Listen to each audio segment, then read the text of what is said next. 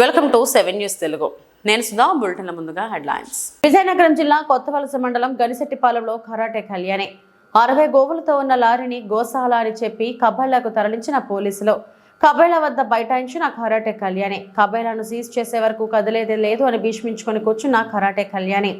ఆ రికార్డ్స్ కావాలి. ఇక్కడికి వచ్చిన గోవుల తాలూకు రికార్డులు ఎక్కడికి వెళ్తున్నాయి, ఎక్కడ స్లాటర్ హౌస్కి వెళ్తున్నాయి, ఇది గోశాల లేకపోతే గోపక్షకశాల, గోవధశాల నాకు కావాలి.